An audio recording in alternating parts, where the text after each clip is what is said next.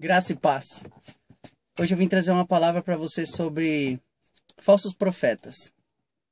O que tem acontecido nessa caminhada com Cristo das nossas vidas?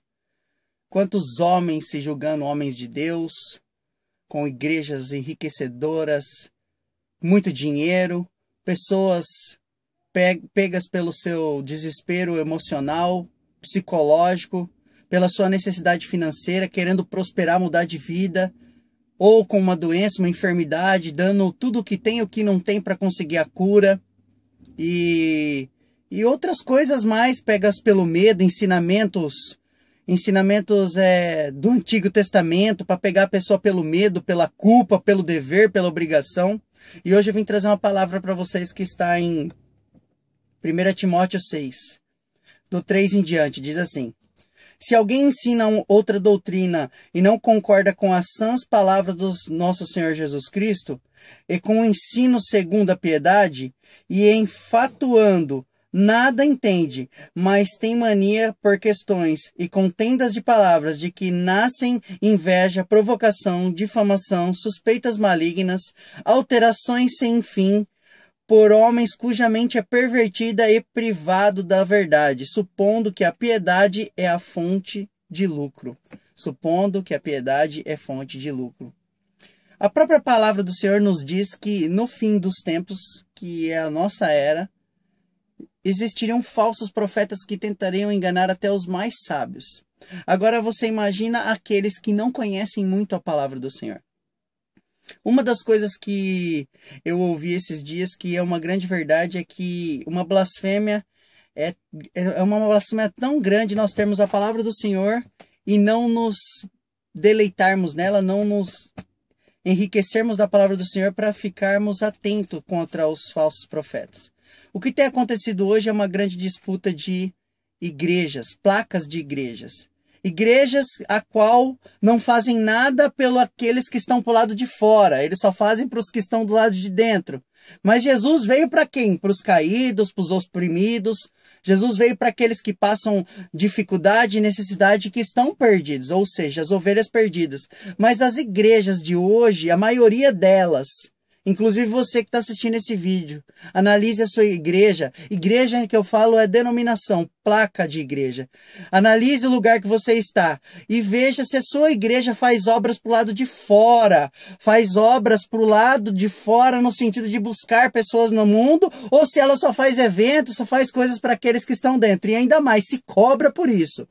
A palavra diz aqui, de fato, grande fonte de lucro, a piedade, usando que a necessidade das pessoas para obter finanças e dinheiros.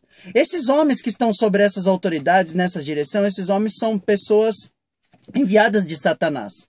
Aí às vezes você vai falar, poxa, mas eu estou analisando minha igreja, o lugar aonde eu vou, e realmente não faz nada para quem está pro lado de fora, só pro lado de dentro. Saia dessa denominação. Jesus não fundou igreja, amados. Jesus não fundou nem o próprio cristianismo. Jesus não fundou religião. A essa placa, aquela placa, Jesus fundou o amor. Esse é o princípio que Jesus veio ensinar. Pelo contrário, Jesus veio te libertar desse tipo de escravidão, de templo, de sacrifício, de oferta, dessas coisas. Jesus veio te libertar disso. Então, se você crê que Jesus é o Senhor e o Salvador da sua vida, você é livre para cultuar, livre para adorar o Senhor em qualquer lugar que você esteja, em qualquer igreja sem placa. Quando a gente se filia a um lugar e está ali firme e defende aquele lugar como se aquele lugar fosse o correto, você não está seguindo o que Jesus disse, que é o ir de pregar o evangelho. Você simplesmente está olhando para dentro de 4 paredes, onde tem um monte de pessoas que pensam como você, e está fazendo o contrário do que Jesus disse. O evangelho não tem nada a ver com placa, não tem nada a ver com as doutrinas que o homem inventou, ou seja, usos e costumes. Você tem que usar essa roupa, você tem que fazer tal coisa, você tem que cumprir tal escala. Jesus não tem nada a ver com isso. O evangelho é puro, simples e libertador. E o meu conselho é que você leia a palavra do Senhor. Leia. Os falsos mestres existem e eles estão em pele de cordeiro, se fingindo de ovelhinhas, de pessoas boas, só que o interesse deles é só financeiro. Olha a vida do teu pastor.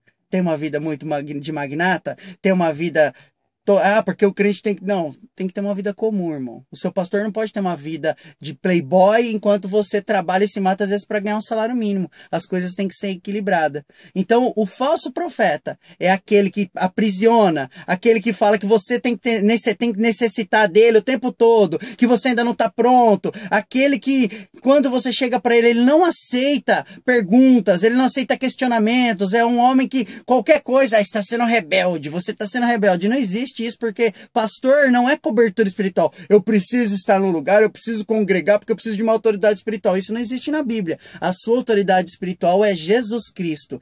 Nós temos homens que foram nos dados como pastores, presbíteros, que são orientadores. E aí o que você tem que perguntar é como está a sua vida depois que você começou a andar com esse orientador?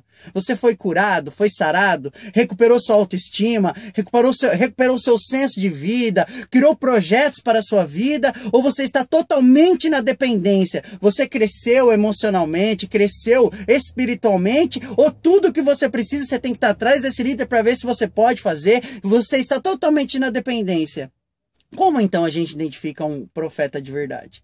Profeta de verdade é aquele que quando você questiona ele, ele tem prazer em explicar, lhe ensinar, ele não impõe, ele lhe mostra na palavra, contexto e contexto, não pega um verso isolado da Bíblia para te mostrar alguma coisa, ele te explica aquilo. Um homem de Deus é aquele que quando você chega para ele e fala pastor ou líder, eu até aqui precisei do Senhor, mas a partir de agora eu não preciso mais de ti. Eu já estou caminhando, já estou firme. Ele olha para você e diz, glórias a Deus. Glória a Deus que você não é mais um menino na fé. Glória a Deus que eu não preciso mais ficar dando leitinho. Glórias a Deus que eu não preciso mais ficar pegando você pelo braço, te ensinando. Glórias a Deus que você já é firmado, já tem suas convicções, não é levado por nenhum vento de doutrina. Glória a Deus por isso. E agora vamos junto, porque tem muita gente aí fora precisando. E agora nós somos cooperadores para o reino, e agora eu tenho um aliado ao meu lado que vai me ajudar a carregar e a buscar essa multidão que ainda não conhece, que ainda não entendeu quem é Cristo. Glória a Deus pela sua vida.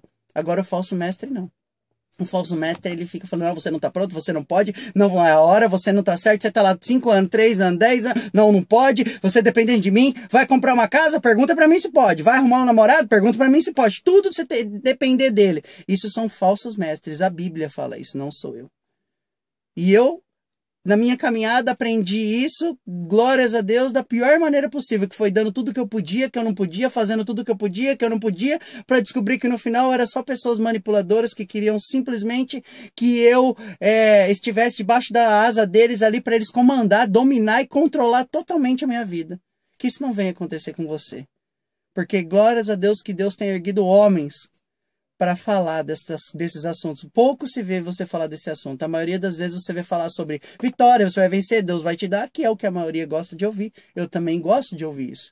Mas eu sou um homem que já entendeu que Cristo é o Salvador, é o Senhor, e que todas as coisas cooperam para o bem daqueles que amam a Deus, que tribulações vão estar passando pelas nossas vidas, nós vamos passar por dificuldades, mas eu sei em quem eu tenho crido, e essa é a minha oração, que você venha ter essa convicção, que você venha poder deitar no seu travesseiro e dormir e descansar no Senhor, e saber que você é conduzido por Jesus e não pelo homem.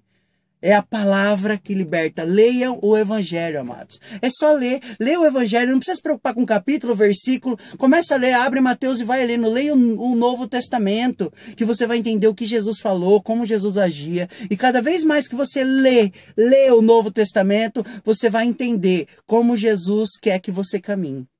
Esta é a minha oração. Esta é a minha direção para a sua vida. Faça essa